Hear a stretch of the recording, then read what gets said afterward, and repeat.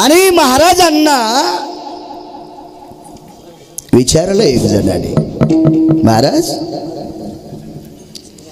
संतांनी ब्रह्मांडाचा मालक ऋणी केला असं तुम्ही म्हणता, भाकरीची पंचायत आहे संतांकडे, स्वतःच्या संसाराची व्यथा ज्यांच्या जीवनात आहे ती देवाकडे काय पैसे देऊ शकतात? त्याचं मेमरी कार्डच तितकं होतं ना विचारणाऱ्याचं, त्याला काय माहिती संत किती श्रीमंत होते म्हणून. शांती ब्रह्म एकनाथ महाराजांना त्यांनी प्रश्न केला, महाराज भौतिक श्रीमंतीचा जर विचार केला तर सर्व संतांमध्ये दिसणाऱ्या श्रीमंतीत तुम्हीच श्रीमंत होते रे. स्वामी एकनाथ माझा, स्वामी एकनाथ माझा, स्वामी एकनाथ माझा, स्वामी एकनाथ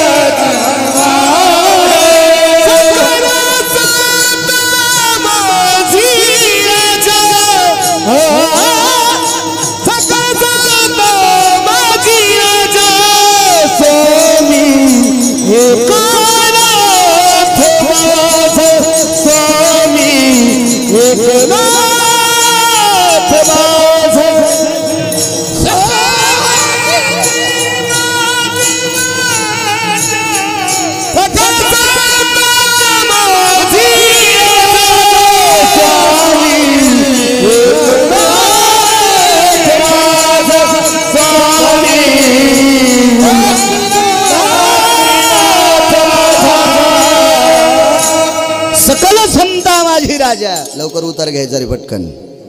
सकल संता माझी राजा स्वामी एकनाथ माझा. दात महाराज भौतिक श्रीमंतीत तुम्ही राजे होते. एखाद्या वेळेस तुम्ही देवाला पैसे दिले असतील, ऋणी केला असेल. शांती ब्रह्म एकनाथ महाराजांचे डोळे भरून आले. दादा माझ्याकडे जरी संपत्ती असेल पण देवाला देण्यापुरती नव्हती रे दादा, नव्हती माझ्याकडे. काय बोलता महाराज तुम्ही? संतांनी देवावर कर्ज केलंय, कर्ज आहे देवावर संतांचं, देव ऋणी आहे संतांच्या कर्जामध्ये असं तुम्ही म्हणता. मग कर्ज कुठलं? सगळेच कर्ज पैशाचे नसतेत. जगातल्या 23 तत्व सिद्धांतिकापैकी एक तत्व सिद्धांतिक एका कार्यक्रमाला चालला. कर्ज बघा. या विश्वाच्या पाठीवर माझ्या वाचनामध्ये 23 तत्व सिद्धांतिक आले. 10-5 श्लोक पाठ करून दुसऱ्याच्या नाकात काड्या घालणारे नाही. एकही शास्त्राचा पुरावा ज्याच्याकडे अनुत्तरित नसतो त्याला तत्व सिद्धांतिक म्हणतात. आचार्य, पंडित, शास्त्री, सिद्धांतिक असा एक तत्व सिद्धांतिक कार्यक्रमाला चालला. काळ जुना होता. त्या काळामध्ये घोड्यावरचा प्रवास होता. ही 4 चाकाची वाहनं नव्हती. घोड्यावर बसून त्या तत्वसिद्धांतिकाच्या पाठीमागे पुढे 4-2 घोडे, पाठीमागे 4-2 घोडे, लवाजमा फौज फाट्यामध्ये मोठ्या वैभवात त्या काळातला जुना तत्वसिद्धांतिक एका कार्यक्रमाला चालला. रस्ता जंगलाचा आहे. ऋण सांगतोय, ऋण ऋण ऋण ऋण. आणि या जंगलाच्या रस्त्यातून जात असताना तत्वसिद्धांतिक आणि सोबतची माणसं भरकटली, म्हणजे चुकामुक झाली. एकटा तत्वसिद्धांतिक एकटाच घोडं दामटायलाय. माग पाहिलं कोणीच नाही आणि पुढच्या घोड्याच्या टापाची धुळवी दिसणं. एकटाच. रस्ता चुकला. भयानक अशा जंगलात घोडं गेलं की त्या जंगलामध्ये त्या तत्वसिद्धांतिकाला तहान लागली. तो संती केला ऋणिया. ऋण कसं असतं पहा. पैसे दिले म्हणजे कर्ज होते असं डोक्यातलं काढून टाका. काही काही कर्तव्याचे पण ऋण आहेत. ज्यानं मला अपघातात उचलून हॉस्पिटलमध्ये नेलं ते पण ऋण आहे. देवळाचे नाना ऋण आहे. ऋण ऋण त्याला सुद्धा ऋण म्हणावं लागेल. जी माणसं भेटायला आली त्यांचं सुद्धा कर्तव्याचं माझ्या डोक्यावर ऋण आहे. तो तत्वसिद्धांतिक माणूस एका झाडाखाली बसला. तहान लागली होती. तहान लागल्याच्या नंतर आजूबाजूला पाणी दिसत नाही. घोड्याची ऊर फुटली आणि घोड्यानं प्राण सोडला. इतकं घोडं दामतील तर ऊर फुटली घोड्याची, प्राण सोडला घोड्यानं. त्या तत्वसिद्धांतिकांनी स्वतःचे प्राण वाचण्यासाठी झाडाचा पाला चावू लागला. वाल्मिक बुवा पाला चावू लागला. ते पानं चावत असताना त्या पाण्यातला जेवढा रस भेटतोय त्या रसावर तृप्तता प्राप्त होत होती. पण शरीरातलं घामावाटे पाणी सर्व निघून गेल्यामुळे व्याकुळ झालेला साधू, व्याकुळ झालेला महात्मा, व्याकुळ झालेला तत्वसिद्धांतिक बेचैने. तासाभरात मरणार, एका तासाभरात मरणार तो, एखाद्या तासात. तेवढ्या अवकाशात 70-75 हाताचं पागुटा असलेला एक व्यक्ती, धिप्पाडची धिप्पाड, 5-7 फूट उंचीचा व्यक्ती, मोठंची मोठं पागुटे, 70-75 हाताचं पागुट, ताड ताड ताड ताड त्या जंगलातून चालू लागला. त्याच्या पायाखाली चांगल्या चांगल्या काट्या, आपले काटक्या फाटक्या वाळलेल्या कट कट कट वाजत होत्या, अशी ताकद होती. झाडाच्या बुंथ्याला टेकून देऊन बसलेल्या तत्वसिद्धांतिकांनी बघितलं, अरे पाण्याचा आश्रय सांगेल आपल्याला. आवाज दिला, कोण? त्या व्यक्तीनं झाडाच्या बुंथ्याकडे बघितलं. खूप ठिकाणी गंध लावलेला व्यक्ती आहे, गळ्यामध्ये माळा येता, घामाघूम झालेला व्यक्ती आहे. डोक्यावरचा फेटा बगलात घेतला आणि त्या झाडाखाली त्या समोरच्या तत्वसिद्धांतिकाच्या चरणी नाक घासलं. कोणीतरी साधू दिसतंय. पंडितजी, आपण जी का बसला तिथं? दादा घोडं मेलं रे माझं, घोडं मेले. एक काम करा महाराज, तुम्हाला जिथं जायचंय तिथं मी पाठीवरनं घेऊन जातो. तत्वसिद्धांतिकानं सांगितलं, तशी तुझी ताकद भरपूर आहे, पण दुःख एका गोष्टीचं आहे, आता प्राण जातोय, पाणी प्यायचे रे. आवाज आवाज, पाणी प्यायचे, पाणी पाणी. त्या समोरच्या व्यक्तीनं सांगितलं, हाकेच्या अंतरावर एक विहीर आहे, हाकेच्या अंतरावर एक विहीर आहे, मी तिथपर्यंत तुम्हाला घेऊन जातो. चालता येत नसल्यामुळे त्या तत्वसिद्धांतिकाला या धिप्पाड व्यक्तीनं पाठीवर घेतलं आणि विहिरीच्या जवळ नेलं. पण नशिबाची कहाणी खोटी होती, पाणी काढण्यासाठी लवट नव्हता. तुझं घर कुठे? एक तासभर जायला लागल माझ्या पायानं आणि तासभर वापस यायला लागेल. तत्वसिद्धांतिकानं सांगितलं, 10 मिनिटं वाचण्याची शक्यता आहे. जीभ बाहेर येत होती. एक काम कर, मी गेल्याच्या नंतर याच वनातली लाकडं जमा कर आणि मला पेटून दे. कोल्ह्या कुत्र्याने माझं शरीर खाण्यापेक्षा अग्नीमध्ये माझं शरीर समर्पित कर. तुझे उपकार माझ्या डोक्यावर राहतील. पण तो माणूस हुशार होता. त्यानं सांगितलं, महाराज तुम्ही फक्त पाण्या वाचून मरतात ना, मी तुम्हाला पाणी देतो, पण तुम्हाला पटतं का नाही ते सांगा. कसं देशील पाणी? माझ्याकडं 75 हाताचं पागुट आहे आणि विहिरीत पाणी 50 हात खोल आहे, म्हणजे 75 फूट ना. आणि माझ्याकडे 75 हाताचं पागुट आहे आणि विहिरीचं पाणी फक्त 50 हातच खोल आहे, 25 हात पागुट शिल्लक आहे. अरे पण पागुट तुझ्याकडे शिल्लक आहे, पण पागुट्याला बांधण्यासाठी पात्र कुठे तुझ्याकडं? महाराज ऐका ना पुढे, मी त्याच्यामुळेच म्हणतोय तुम्हाला सहन होतंय का? तर माझा पटका मी ह्या पाण्यात सोडतो, तो पटका विहिरीतलं पाणी शोषण करील आणि मग मी तुमच्या तोंडात पिळीन.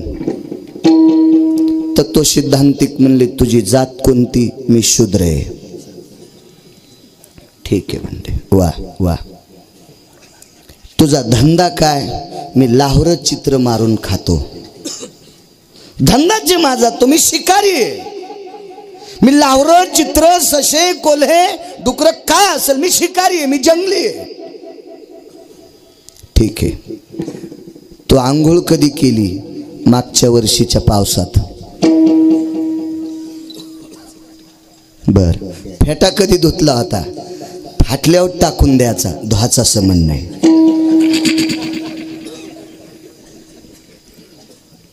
अरे बाप रे, शिकारी माणूस, शूद्र माणूस, घामानं लथपथलेला फेटा, देवकर्म नाही, शास्त्रकर्म नाही, विधिनिषेध माणूस, आणि त्याचा पटका पाण्यात बुडून मी प्यायचे. पण पुन्हा विचार आला, याच्यासाठी प्रायचित्त भरपूर असतील, पण वाचल्यावर टाक पटका पाण्यात.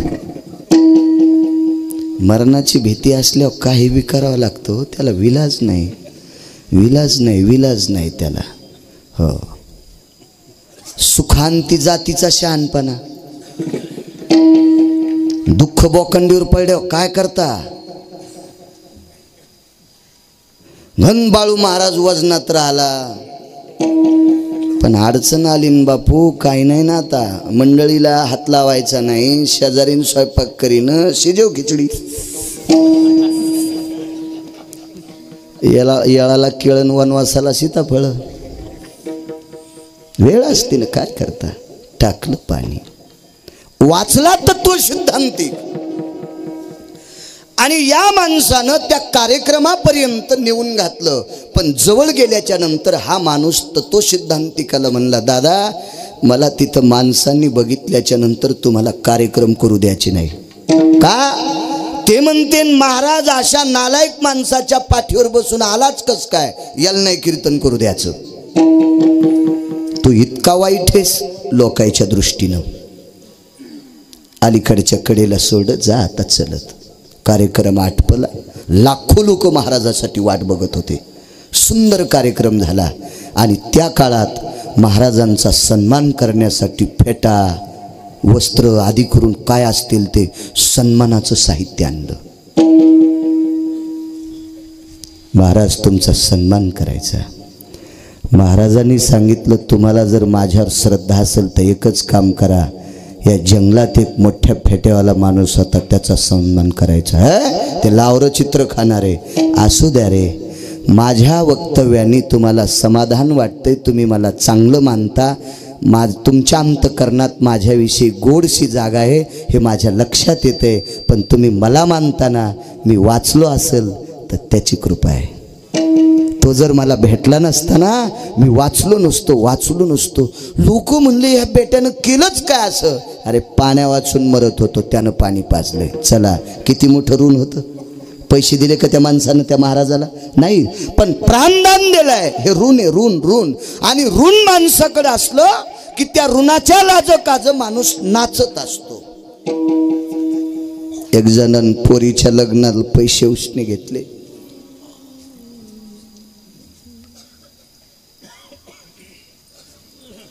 कापसाव देतो म्हणल्यावर दिले नाही. पैसे मागण्यासाठी देणारा आला आणि विचारलं, दादा आमचे पैसे. चला घरी नेलं. आंब्याचे दिवस होते. एकांतात पाठीमागं जाऊन बायकोला विचारलं, लक्ष्मी पैसे आहेत का?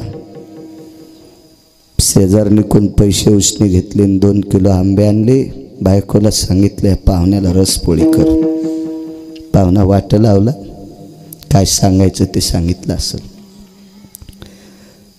बायकोने विचारलं, 15-20 दिवस निघून गेले तर आपण एक कैरी सुद्धा घरी आणली नाही. लेकरांना आंबे मागितले की तुम्ही मारता. पाहुण्याला 2 किलो रसाचे आंबे का आणले? पोरा देखता विचारू नकोस ग, तुला नंतर सांगतो. पोरं खेळायला गेल्याच्या नंतर बायकोनं पुन्हा प्रश्न केला, मुलांना एक आंब्याची कैरी सुद्धा आणली नाही. या पाहुण्याला 2 किलो रसाचे आंबे आणले, असं काय केलं पाहुण्यानं? अगं आपल्या एकुलत्या एक पोरीचं लग्न त्यानं पैसे दिल्यामुळं झालं ग, आणि त्याचे पैसे अजून फिटले नाही. म्हणून किमान घरी आल्याच्या नंतर रसपोळी तरी करावा ही भावना झाली, म्हणून नाचे. ते ऋण होतं डोक्यावर. मग व्यवहारातली अवस्था. असं संतांचं ऋण जगाच्या मालकाच्या डोक्यावर आहे, म्हणून नाचे मागे. पांडव वनवासात आहेत. वनवासात पांडव असताना एका पर्णकुटीत पांडव राहत होते.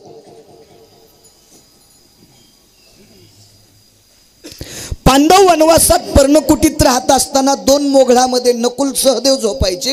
एका बाजूला अर्जुन, एका बाजूला धर्म झोपायचे आणि पर्णकुटीच्या तोंडाला भीम झोपायचे. कारण निशाचरांना, राक्षसांना भीमाची भीती वाटायची. म्हणून भीम पर्णकुटीच्या त्या झोपड्याच्या तोंडाला आणि मधामध्ये द्रौपदी असायची. हा नित्याचा नियम असायचा. पण द्रौपदी 4 दिवसाची असल्याच्या नंतर द्रौपदी पर्णकुटीच्या बाहेर झोपायची. आणि या कालामध्ये तिला स्नानाकरता गंगेवर जाता येत नाही. मग 4 दिवस स्नान कुठं करील?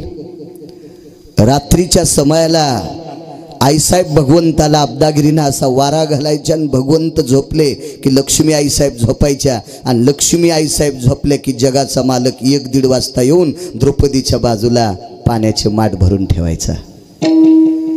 पांडव उठायच्या अगोदर तिचं स्नान व्हायचं. एके दिवशी विचारलं भीमानं, द्रौपदी 4 दिवसाच्या रजस्वाला कालामध्ये तुला गंगेवर जाता येत नाही, आम्ही 5 भावापैकी एकही तुला पाणी आणून देत नाही आणि आमच्या अगोदर तुझं स्नान आटपतंय, पाणी देतय कोण? द्रौपदीने सांगितलं, मालक मी ज्या कुळात जन्माला आली, उभयंता तिकडच्या आणि इकडच्या दोन्ही कुळाची शपथ घेऊन सांगते, आंघोळीसाठी पाणी उशाला तयार असते, कधी पायथ्याला माठ भरलेले असतात, पण कोण देते याचं मला ज्ञान नाही. भीमानं सांगितलं, द्रौपदी लक्षात ठेव बरं, आपल्यात आम्ही 5 आणि तू 6वी इतक्यामध्ये प्रकरण आहे तोपर्यंत ठीक आहे, पण हे प्रकरण जर जघन्य झालं तर लोक शंका घेतील द्रौपदीला पाणी कोण आणून देत होतं. विनंती आहे द्रौपदी, तुला निमूटपणे सांग, तुला कोण पाणी देत होतं?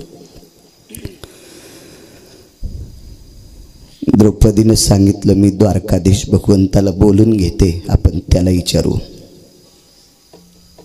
आवाज दिल्याबरोबर आला जगाचा मालक, मागे पुढे उभा आहे सांभाळीत, हाक मारल्याबरोबर आला. विचारलं 5 पांडवांनी, का हो पाणी कोण देते द्रौपदीला? ते म्हणले 16,108 बायका मला आता, कोणतीनं आंघोळ केली त्याचा मलाच मेळ लागन, तर हिच्या आंघोळीचा कशाला मी ताण घेऊ? मी कशाला ताण घेऊ हिचा? येतो मी, मला गडबड आहे. पण द्रौपदीच्या पक्क लक्षात होतं, भीम नावाचा पती आपला आटापिटा केल्याशिवाय राहणार नाही. देवाच्या थोडीशी पाठीमागत गेली आणि झाडाच्या आडंगी उभं राहून देवाला विचारलं, देवा एक विनंती तुला, काय तू पाणी देत नाहीस खरे रे, पण या प्रपंचात माझी फार व्यथा आहे रे देवा, मला कोण आणून देते ते तरी सांग. मग विश्वाच्या मालकानं तोंड उघडलं, द्रौपदी हे सगळेजण स्नान करते त्या वनामध्ये, या अरण्यामध्ये, उष्णतेच्या व्याकुळ स्थितीमध्ये तुझ्या अंगाला किती स्वेद येत असेल, आणि म्हणून तू बिना आंघोळीची कशी राहावा मला करमत नाही ग द्रौपदी, याच्याकरता मी तुझ्या उशाला पाणी आणून ठेवतोय. म्हणून नाचे मागे मागे. यमधर्माने विटेवरच्या मालकाला, द्वारकाधीश कृष्ण परमात्म्याला प्रश्न केला. ठीक आहे, पांडव त्यांच्या कर्मानं वनवासाला गेले, काय गरज होती धर्माला बायको लावायची? निषेध काम केले धर्मानं. भागवत सांगते, स्वतः हरलेल्या माणसाला बायकोपणाला लावता येत नसती, हा धर्मशास्त्राचा दंडक आहे. लालनात पालयन्ते भार्या, खपके देऊन नाही, बायको लालनात पालायची असती. आणि चुकीचं काम केले धर्मानं, आणि त्यानं केलेल्या चुकीच्या कामासाठी तुम्ही प्रपंचाचं मात्र करून वनात त्यांच्या मागे फिरता, गरज काय? यमधर्माचा प्रश्न आहे. विटेवरच्या मालकाने द्वारकाधीश कृष्ण परमात्म्याने यमधर्माला सांगितलं, बाबा त्यांचं माझ्यावर कर्ज आहे. कुठलं कर्ज? वनवासात पण भजन करतात,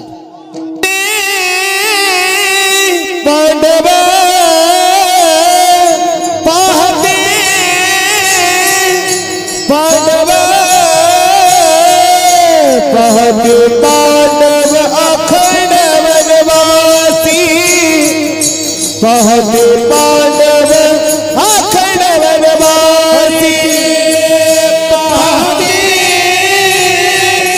पांडव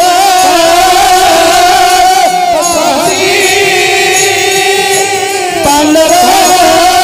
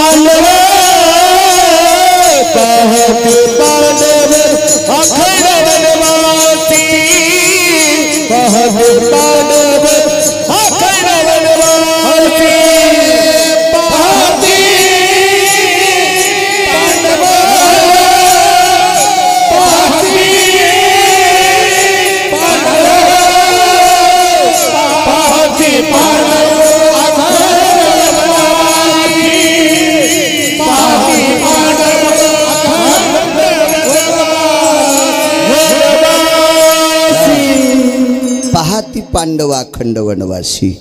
वनवासात सुद्धा ज्यांनी भजन केलंय त्या भजनाचं कर्ज, त्या भक्तीचं टोक, त्या कर्तव्याची निष्ठा, त्या साधनेची टोकाला गेलेली निष्ठा, ते कर्ज अजून यमधर्मात डोक्यावर खेळतंय रे.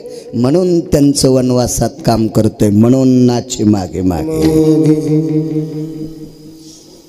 बाईचे मालक सप्त्याला गेले.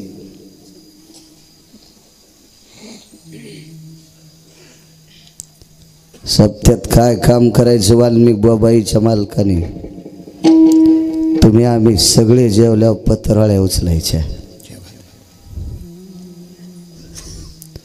आणि पत्रवाळ्यावर जे उरलेलं असेल का ते खायचं. इतकी परिस्थिती बिकट. आधा कदा सप्त्यात एखादं अंथरूण टाकलेलं असेल तर अंथरुणावर पाय जर टेकला तर त्या ठिकाणची माणसं मारित होते. इतकी आचारसंहिता कडक होती त्या काळात. गुतले सप्त्यात. बाईच्या प्रसूत कालाला 9 महिने 9 दिवस होऊन गेले. म्हणून नाचे मागे मागे. का नाचते पुढे पा. उघड नाही. बापान काम सांगितलेलं कट्टा ऐकणं. ज्या बापानं अहोरात्र काम करून पट्ट्यासाठी संपत्ती कमवा ते म्हातारपणात तांबे भरून देणं. विश्व ज्याच्या ताब्यात आहे तो काम करतोय. उगा रिकाम आहे करायला. टोक आहे भक्तीचं, कर्तव्याची शक्ती आहे. घरात पसाभर पीठ नाही. लाकडाचा ओढका घरात टेकलेला होता आणि त्या ओढक्यावर शाडूच्या मातीची मूर्ती होती. ती कशी तयार केली ती माहिती आहे तुम्हाला. मधात तर जाऊच दिलं नव्हतं. एका माणसाला विचारलं देव कसा दिसतो, त्यानं काठीनं चित्र काढून दिलं तर काठीनं. आणि तशीच शाडूची मूर्ती तयार केली, शाडूच्या मातीची, पांडुरंगाची. आणि एका श्रीमंताच्या घरी सरपण फोडायचं आणि त्याच्या बदल्यात सकाळी 2-4 मंजुळा मागायच्या आणि त्या मंजुळा पांडुरंगाला अर्पण करायच्या. ताकद नव्हती कोणाच्या तुळशीला तोडायची. काय काय परिस्थिती असेल, काय साधना असेल ती. बाईनं त्या लाकडाच्या ओढक्यावर समोर टेकलेल्या शाडूच्या मातीच्या पांडुरंगाच्या मूर्तीला प्रणाम केला. देवा,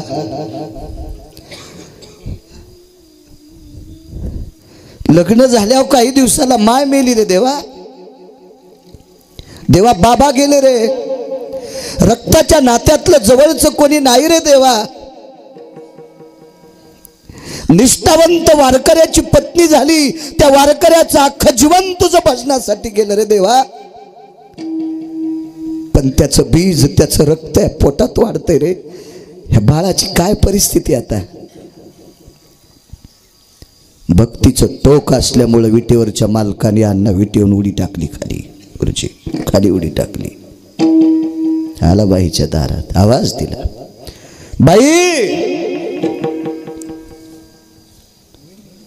बाई अशी जवळ आल्याच्या नंतर बघितलं तर महाराज झोपड्याला दार नसते, झोपाटा असतोय. आणि त्या झोपाट्याच्या खिंडीतून पाहिलं माणूस दिसतोय, माणूस. बडे बुवा बाईनं आतून सांगितलं, दादा मालक 2-4 दिवसापासून दूरगावी गेलेत, घरी नाहीत मालक. ते पुन्हा वापस फिरलं. ते पंढरपुरातलं होतं. घरी नाहीत मालक दादा म्हणल्या, ते वापस फिरलं, वापस. पण पुन्हा वेदना सुरू होत्या, प्रसूतीच्या वेदना, बाळंतपणाच्या वेदना, डिलेव्हरीच्या वेदना. पुन्हा जगाचा मालक माणसाच्याच रूपात आला, पण दुसऱ्या माणसाच्या रूपात. पहिल्यासारखं कसं येता येईल. पहिल्याने फेटा असेल तर आता टोपीवर आला असेल. बाई आता मात्र चालता येत नव्हतं, इतकी टोकाला वेदना गेलेल्या होत्या. कासावीत जीवत होता. तशीच रांगत रांगत तिथपर्यंत आली ना आवाज दिला, दादा धनी घरी नाहीत. इतकी परिस्थिती संसाराची बिकट आहे तरी मालकाला धनी म्हणती. धनी यायनं शिकायला पाहिजे. हो, घरी किराणा न देता इथं उभं राहिलेल्या कोण्याही भजण्यानं सप्त्याला जावा आणि घरी किराणा न देता यावा. आणि त्या घरी म्या म्हणावं महाराज कुठ गेलं, आमचा सप्त्या बोंबलत गेलाय.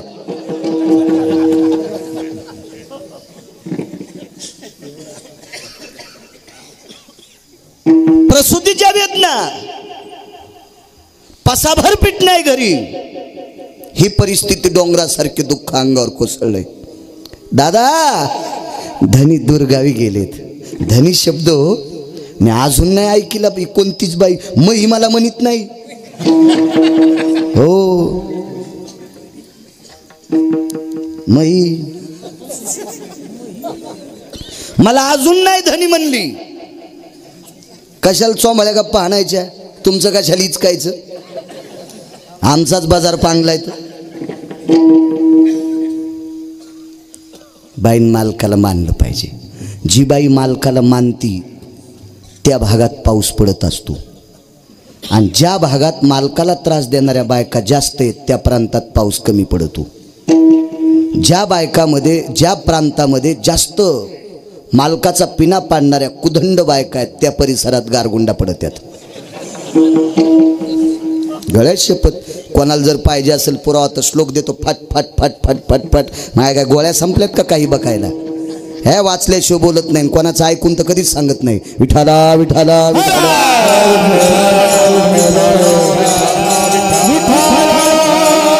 पुन्हा वापस गेला जगाचा मालक. पुन्हा वापस, पुन्हा वापस.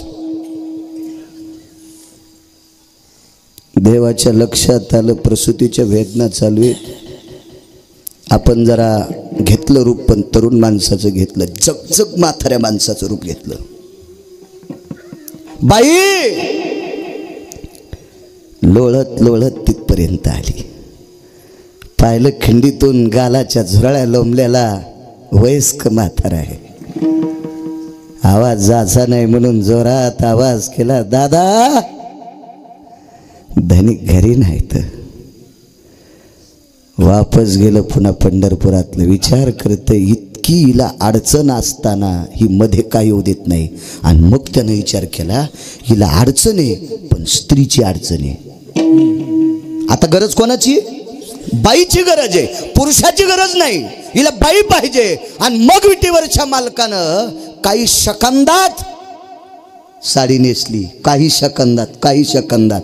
इकडं तर काय सांगितलं, स्त्रीचा वेध जर घेतला तर तिसऱ्या जन्मामध्ये हिजडा होईल. नाचे जो कोंबडा, हो तो तिसऱ्या जन्मात हिजडा होईल. गुरुजी असा पुरावा आहे, पुरावा आहे, पुरावा आहे. जगाचा मालकानं साडी नेसली. एका बाईच्या सुनाला लय दिवसाला देव पावला. आणि सून गरिबाच्या घरची होती, पण काम लय करीत होती. एक सून श्रीमंताची आणि एक गरिबाची. श्रीमंताची सून आली की सासूला 150 रुपयाचा पीस आणत होती. सासू तिलाच म्हणायची बबे बबे बबे.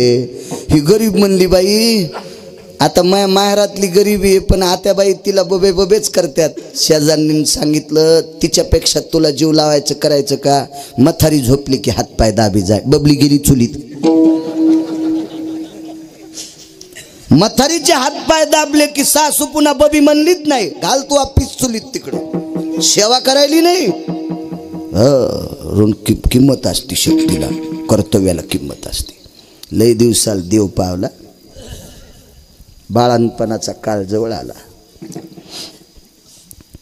आणि सुनबाईनं सासूला सांगितलं आता माहेर जरा खेड्यात आहे, रस्ता चिखलाचा याचा आहे, गावात वाहन जात नाही.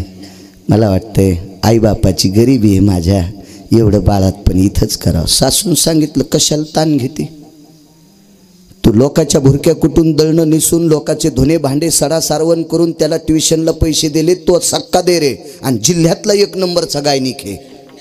गायनिक म्हणजे डिलिव्हरी तज्ञच ना. हा स्त्रीरोग. मी ऐकून हुशार झालो, नाही तर शिक्षण तर 7वीचे मग. पण मला काही इंग्रजी शब्द थोडे थोडे कळालेत, फिरल्या होतं माणूस हुशार. जिल्ह्यात 1 नंबरचा गायनिक, स्त्रीरोग तज्ञ, प्रसूती तज्ञ. आणि सख्खा दे रे. तुझ्या मालकानी वळहाय रचल्या, बराशी खांदल्या, गटार उपसिली लोकायचे, आणि जे पैसे मिळतील हमाल्या केल्या शहरात जाऊन, आणि जे पैसे मिळतील ते ट्युशनला त्याला दिलेत. म्हणून तर जिल्ह्यात 1 नंबरचं डॉक्टर झाले. आपल्या घरच्या दवाखान्यात बाळंतपण करायचं. वेदना सुरू झाल्या, गाडी आली, डॉक्टरला निरोप गेला, गाडी पाठवली, मोठी VIP 5-50 लाखाची गाडी. बाई हॉस्पिटलमध्ये दाखल झाली. पण प्रारब्धाची गती, पगारवाढीचा संप. एकटंच डॉक्टर दवाखान्यात मरायले. एकही ढवळ्या कपडेवाली नाही. तिला काय म्हणते, नर्स. एक सुद्धा नाही. ऑपरेशन थिएटरमध्ये बाईला घेतलं आणि डॉक्टर आईकडे आले ना. आईला सांगितलं माई एक काम कर, बाजूच्या कॉलनीमध्ये माझ्या इतकाच माझा मित्र इद्वान आहे, आपल्याकडून 1 रुपया घेणार नाही, मी चिठ्ठी लिहून देतो, वहिनीला त्या दवाखान्यात न्या. आईनं डॉक्टरचे खांदे धरून हालिलं. बाळा तुला एक आठवतंय, तुझ्या बाबाने आणि मी काही जरी प्रयत्न केले तरी तू डॉक्टर होऊ शकत नव्हतास. तुला लोकाचीतलं शेण काढावं लागलं असतं. पण बाळा अरे हिनं जीवाचं रान केलं रे, रान केलं. आणि तुला ट्युशनला पैसे दिले, खोली भाड्याला पैसे दिले, वाटेल त्या गोष्टी, तुला चांगल्या कपड्यासाठी पैसे दिले. अरे तिनं शिवल्याला लुगडं घातलं रे, 4-4 ठिगळाचं लुगडं घातलंय तिनं. तिच्या ऋणातून मुक्त होय बाळा. तिचं बाळांतपणे. आई एक ऐक ना, आई बाळांतपण करण्याच्या बाबतीत काही नाही. डॉक्टरकडे लाज भय शंका दुरावीला काही नसते. डॉक्टरला लाज काही नसते आणि डॉक्टरपाशी लाजायचं नसतंय. पण आई गोष्ट एक आहे, अपरिचित स्त्रीची डिलिव्हरी मी करू शकतो, पण मी दीर आहे आणि ही माझी भावजई आहे. म्हणून वहिनीच्या जवळ मी बाळांतपण करण्यासाठी जाऊ शकत नाही. का जाऊ शकत नाही आई, मी 2 वेळेस ऑपरेशन थिएटरमध्ये गेलो, पण किंचाळ्या फोडणारी माऊली, वेदना कंठाला गेलेली माऊली मी गेल्याच्या नंतर पदर सावरू लागली. भारतीय संस्कृतीतली स्त्री आहे ना ती. दिराला पाहिल्याबरोबर पदर घेऊ लागली. वेदना किती असहाय्य असत्या, ती पदर घेऊ लागली. पदर. आई मी वहिनीच्या समोर जाऊ शकत नाही. तुला पर्याय सांगू का बाळा, पलीकडच्या चौकटीला डोकं देऊन रडत असणारा तुझा दादा आहे, तुझा मोठा भाऊ आहे बाळा. अरे ट्रकची ट्रक रातोरात त्यानं हमाल्या केले रे.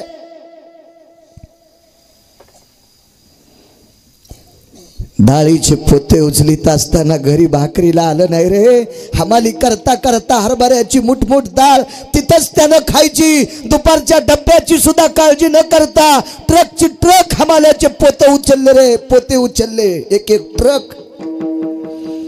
आणि त्यानं तुला शिक्षणासाठी पैसे दिले तरी बाळ्या त्याचं रक्त हिच्या पोटात वाढतंय.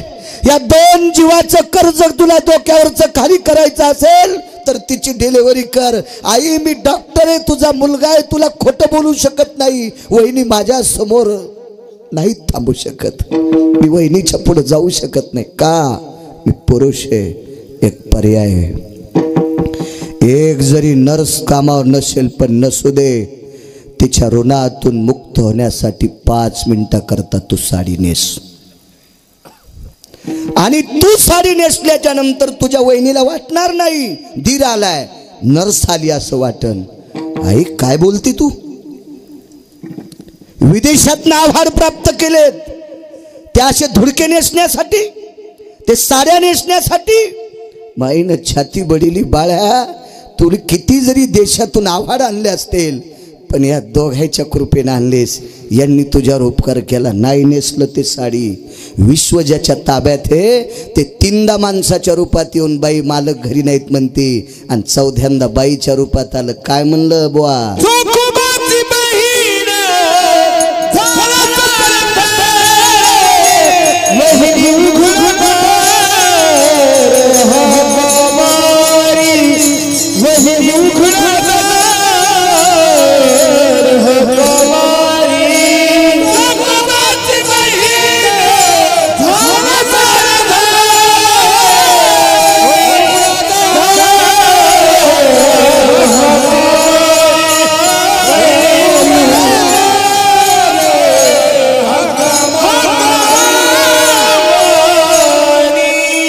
ब्रह्मांडाचा मालक बाईच्या रूपात. वहिनी दार उघडा, उघड दार. कृपा कटाक्षाने हाडले. पाहिल्याबरोबर 2 जीवाचा निवाडा झाली बाळंती. यमधर्मान प्रश्न केला, देवा अरे माय बाळातपणाला कटळायली, आवाज द्या ना दादा, द्या द्या द्या, चांगलं करीन तुमचं. 11 वाजूस तरच द्या, मी कशाला करू जास्त, आहे का नाही. आजही दुपारा घंटाक 6 गाव आरडलो, साल सोड भागवत पुढे गेल तर सहज ती स्वामीची सेवा. यमधर्माने प्रश्न केला, हे प्रभो मोठ्या आनंदाने माय लेकीचं एक बाळातपण करते, अति आनंदानं, थोड्याशा अल्प आनंदाने दुसरं, तिसरं अर्ध्या आनंदाने, आणि 4थ्या वेळेस माय म्हणती बबे मथऱ्यान पण माया जीवाचा पिना पाडा बाई, काय सांगायचं बबे. अख्खं आयुष्य गेलं, हळदीच्या अंगानं आले तेव्हापासून किती काम करते, माझ्या जीवाचा पत्रा केला बबे, पत्रा केला सासू सासऱ्यानं, आणि तुझ्या बापान माया किती किती किती किती हाडभाडं घेतलं बबे, आणि आता तू 4थं बाळांपण सुद्धा मलाच करायला लावतीस, मग हातपाय मोडे बबे. माय म्हणती माय, माय म्हणती माय माय माय. याच्या पलीकडे सांगू तुम्हाला, द्या आता घरी पाणी येत म्हणून असू द्या. पूर्वी नदीवर बायका धुणं धुवायला जायच्या, बायका नदीवर धुणं धुवायला गेल्याच्या नंतर ज्या घरी बाळंतीण झाली त्या घरची बाई उताराच्या खाली धुणं धुत होती, कारण तिनं ज्या दगडावर धुणं धुतले त्या दगडावर गावातली कुठलीच बाई धुणं धुत नव्हती, कारण बाळा त्याचा वासच लय खास येतो ना. फारच सुंदर वास येतून बाळा त्याचा, वा वा वा. ज्याला कधीच मळमळ होत नाही त्याच्या तोंडाला बाळात लावायचं, 1.5 महिना उलटी सुरू, इतकं बाळांत खराब तेव्हा होते बाळ. मला वाटतं आता बाळांती कालांतराने इकत घ्यावं लागतील. ह्या कॉटनचं लुगडं नेसणाऱ्या म्हाताऱ्या एकदा मेल्या की या पॉलिस्टरच्या साड्याची बाळाते होत नाहीत, मेडिकलवर लिहितील, इथे बाळांती मिळतील. जुन्या बायकांच्या कपड्याची लुगड्याची बाळंते असायचे, आणि ते बाळा ते 27 दिवस त्यानं धुतले, 27 दिवस. यमधर्म म्हणत होते, देवा काय वाटतं का हो तुम्हाला. देवानं सांगितलं मुकाट्या बस. अहो देवा मी मुकाट्याच बसतो, तुमच्याशिवाय मी कोणाचं ऐकतो का, मी तुमचा सेवक आहे, पण मला दुःख वाटतं मालकानं मालकाच्या वजनात राहावा. आहेत ना तुमच्या इथं गडी, मग काऊन शेण काढायले, वजनात राहा ना मालकानं. अहो काय गरज आहे तुम्हाला बाळंतपण करायची, आणि शिवाय सुधराच्या बायकोचं ब्रह्मांडाच्या मालकाचे डोळे भरून आले आणि यमधर्माला सांगितलं, यमधर्मा अरे जिवंतपणी किती भजन केलं हे सोडून दे. अंत्यविधी झाल्यावर पेटिल्याच्या नंतर त्याचे हाडं विठ्ठल विठ्ठल म्हणत होते. हाडं सुद्धा. अरे ते विठ्ठल विठ्ठल म्हणणारे हाडं पाहिल्याच्या नंतर लक्ष्मीच्या कानाला आस्ती लागल्याच्या नंतर लक्ष्मी मूर्छित अवस्थेत पडली होती. एकदा आस्ती आणायला नामदेवराय गेलते रे. नामदेव आस्ती आणल्या पारखोणी, नामदेव आस्ती आणल्या पारखोणी, घेतसे छत्रपाल पितांबरी, घेतसे छत्रपाल पितांबरी, नामदेव आस्ती आणल्या पारखोणी,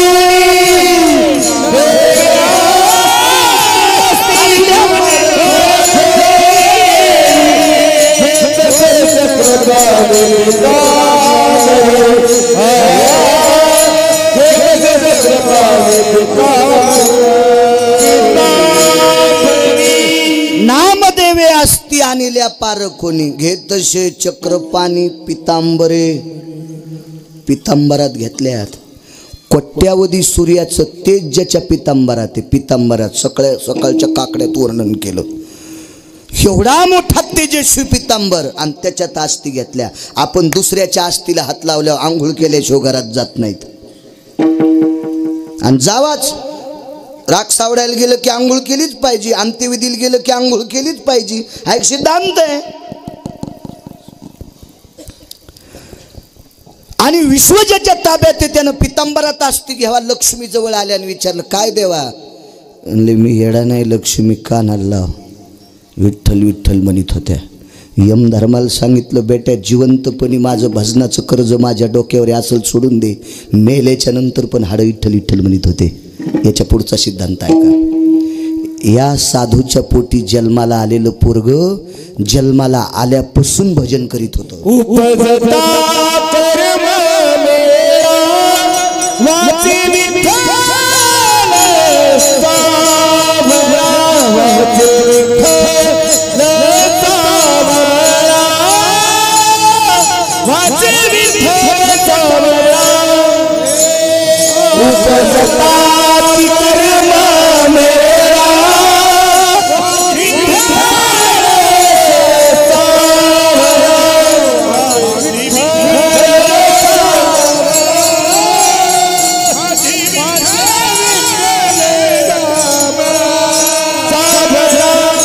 उपजताची कर्म मेळान वाचे विठ्ठल सावळा. जन्माला आले आपण अण्णा रडतोत, त्या त्या क्या क्या करतोत. पण हे जन्माला आल्यावर बाबा त्याच्या जिभेच्या शेंड्यावर विठ्ठल नाव गोंदलेलं होतं. या भक्तीचं कर्ज माझ्या जगाच्या मालकाच्या डोक्यावर. मनोनी नाचे मागे मागे, नाचे मागे मागे, वाहे अंगे आपलिया, वाहे हनुमंतराव हनुमंतराव वाहे अंगे आपलिया, वाहे अंगे मनोनी नाच मागे मागे, मनोनी नाच मागे मागे, मनोनी नाच मागे मागे,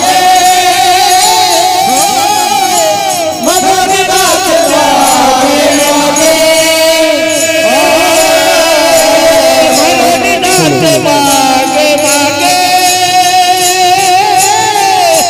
मनोनी नाच मागे मागे,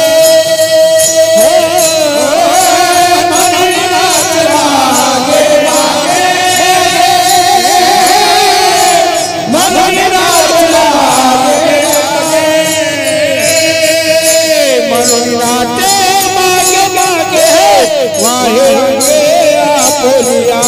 मनोनी नाचे मागे मागे, वाहे अंगे आपलिया, मनोनी वाहे अंगे आपल्या म्हणून नाच मागे मागे म्हणून नाच मागे मागे म्हणून नाच मागे मागे म्हणून नाच मागे मागे म्हणून नाच मागे मागे वाहे अंगे आपोलिया म्हणून नाच मागे मागे वाहे अंगे आपोलिया मागे मागे वाहे अंगे आपोलिया म्हणून नाच मागे मागे म्हणून नाच मागे मागे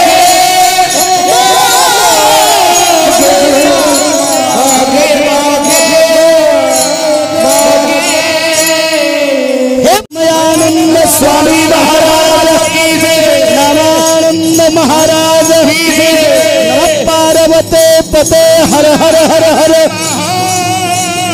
अवधूत चिंतन श्री गुरुदेव दत्त।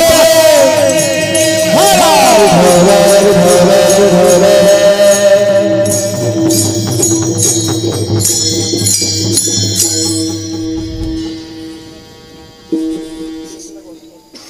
ब्रह्मांडाचा धनी तो संती केला ऋणी म्हणून नाचे मागे मागे वाहे अंगे आपुलिया साकडे पडोने दी काही व्यथा आपुलिया माथा ओढवे म्हणून नाचे मागे मागे वाहे अंगे आपुलिया एका जनार्दनी संत त्रिलोक्यात मुकुटमणी मनोन नाचे मागे मागे वाहे अंगे आपुलिया नमो विठ्ठला राजया पांडुरंगा नमो रुक्मिणी माऊली ज्ञान गंगा नमो पुंडलिका नमो चंद्रभागा नमस्कार माझा रुक्मिणी पांडुरंगा पांडुरंगा करू प्रथम पांडुरंगा करू प्रथम हे पांडुरंगा करू प्रथम पांडुरंगा करू प्रथम हात धरू चरण संताचे चरण संताची तुझे चरण संताची त्यांच्या कृपादारे कथेचा विस्तार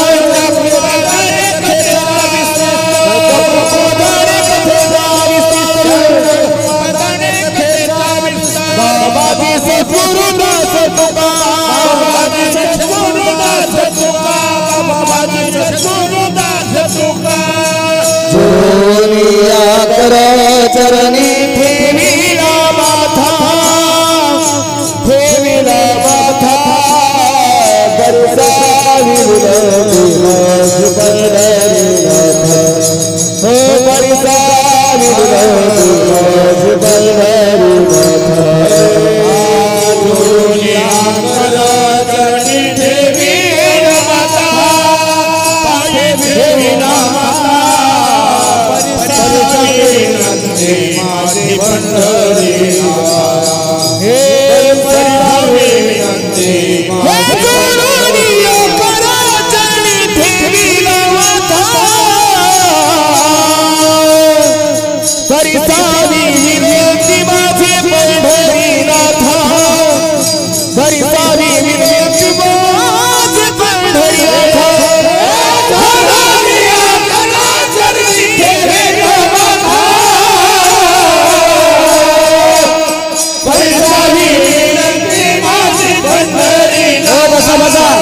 बसा तिथं. सारी विनंती माझी पंढरीनाथा.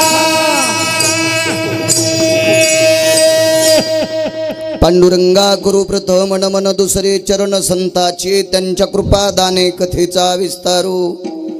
बाबाजी सद्गुरुदास तुका मनोजवं मारुत तुल्य वेगम जितेंद्रियं बुद्धिमतां वरिष्ठं वातात्मजवानरायुत मुख्यं श्रीरामदूतं शरणं प्रपद्ये. नागेन्द्रहराय त्रिलोचनाय भस्मांगरागाय महेश्वराय नित्याय शुद्धाय दिगंबराय तस्मै नखराय नमः शिवाय. शरदिंदु समाकारे परब्रह्म स्वरूपिणी वासरा पीठ निलये सरस्वती नमस्तुते. विठाला विठाला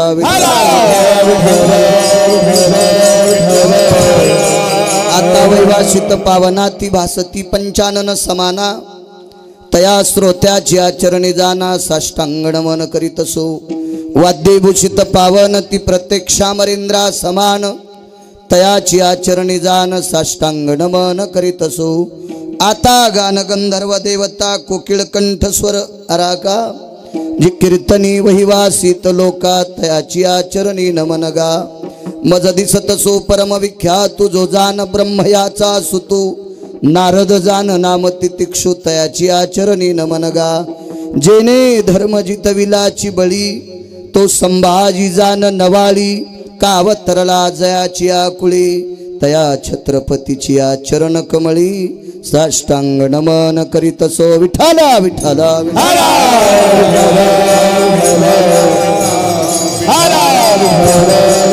आता वाग्विलासिनी जे चातुर्यार्थ कला कामिनी ते श्री शारदा विश्वमोहिनी नमस्कारी लिमिया. नदी दिव्य गोदा तटीचा विलासी सदा प्रिय जो सज्जना वैष्णवासी जयावर्णिता प्रेमात्यंत चित्ता नमस्कार माझा श्री गुरु एकनाथा.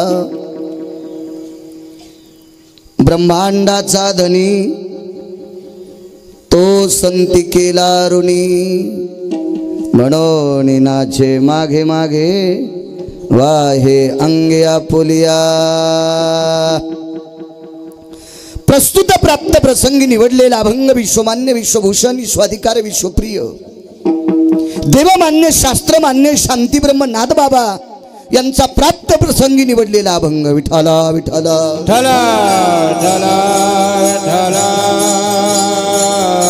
प्राप्त प्रसंगी निवडलेला अभंग माझ्या श्रीमंत श्री शांतीब्रह्म नाथबाबांचा आहे. या अभंगाद्वारे शांतीब्रह्म एकनाथ महाराज सांगतात की संतांनी ब्रह्मांडाचा मालक ऋणी केलाय. आवाज द्या दादा, देव तुमचं चांगलं करीन.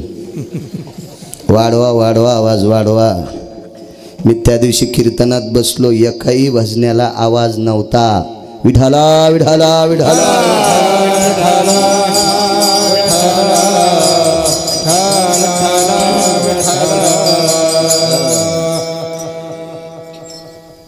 संतांनी जगाचा मालक ऋणी केलाय. ऋण या शब्दाचा अर्थ कर्ज. तो संती केला ऋणी. नाथबाबा सांगतात की संतांचं जगाच्या मालकाच्या डोक्यावर कर्ज आहे, विटेवरच्या मालकाकडे कर्ज आहे.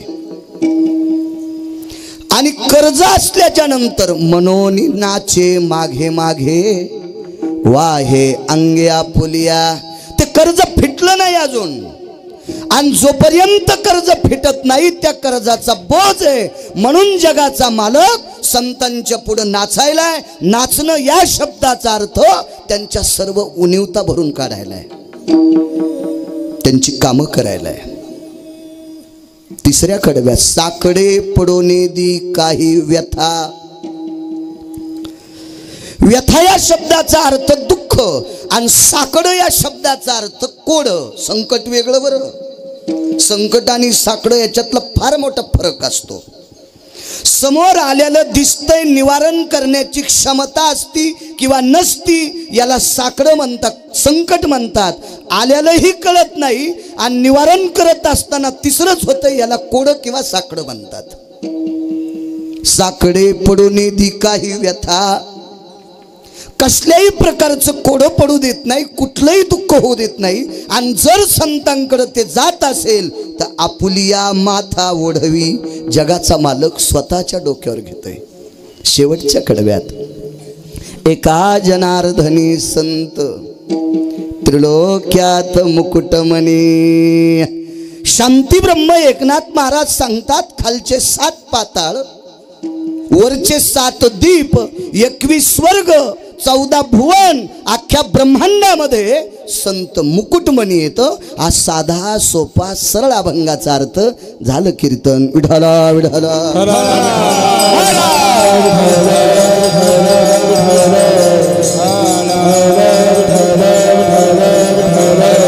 मोठ्या श्रद्धेने अट्टहासाने चालत असलेला हा समाधी उत्सव माझे सद्गुरू,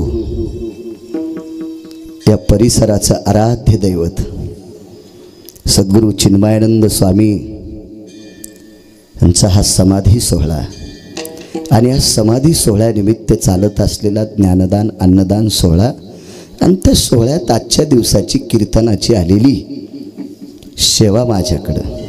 सगळी लोक सेवा म्हणतात म्हणून मी सुद्धा म्हणायलो, नाही तर खरं सेवा नाही. विठाला विठाला विठाला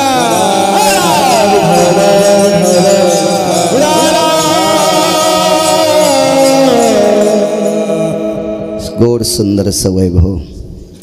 पंचक्रोशीतून आलेली तुम्ही सर्व श्रोतावर्ग, तुम्हा सर्व श्रोत्यांच्या चरणी मी साष्टांग प्रणिपात करतोय. मृदंगाचार्य आदी गुणीजन मंडळी, मस्तक माझा पायावरी या वारकरी संतांच्या, सर्व विश्वस्त मंडळ, अण्णा असतील, गुरुजी असतील, बाबा असतील, वकील साहेब असतील, आदी करून सर्व माने पाटील असतील, सर्व काही सर्व विश्वस्त मंडळ, सर्वांना कोटी कोटी धन्यवाद देतोय. सद्गुरू समाधीधन सद्गुरू चिन्मयानंद स्वामींच्या चरणी नतमस्तक होतो. काय त्यांचा महिमा वारंवार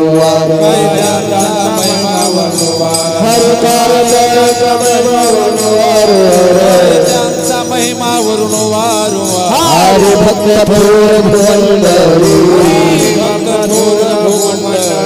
हरे भक्त थोर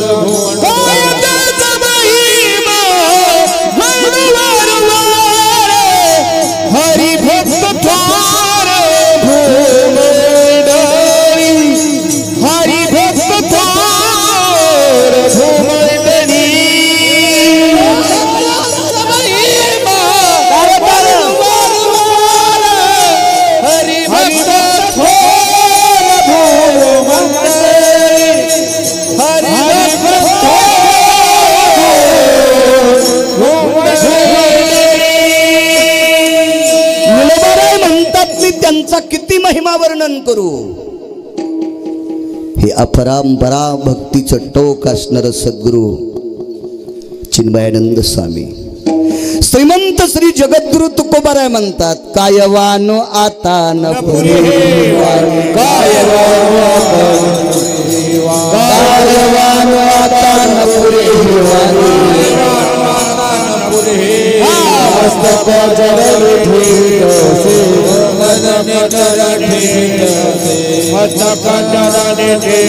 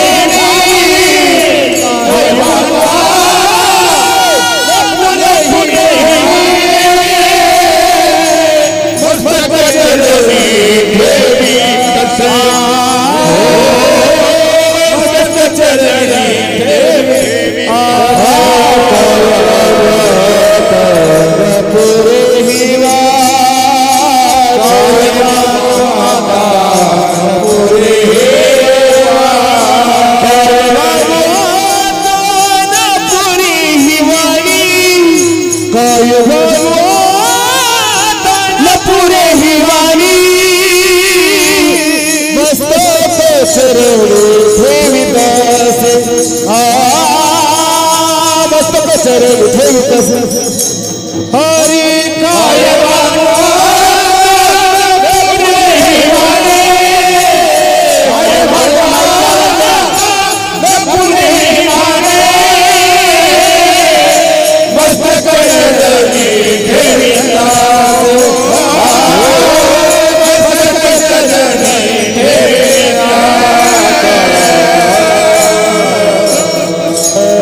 पुनश्च सद्गुरूंच्या समाधी धनाच्या चरणी नतमस्तक होतो, अभंगावर येतोय. माफी असू द्या, माझं वय बसण्याचं नाही, पण माफी मागतोय. मला उभं राहता येईना. माझा मुळीच पाय दुखत नाही, पण उभं राहिल्याच्या नंतर गुडघ्यात गॅप आलेला आहे. शांती ब्रह्म एकनाथ महाराजाकडे काही तत्व सिद्धांतिक माणसं गेले. हनुमंतराव निघत नाही तिथून, चिटकिलेले का कळा बाबा.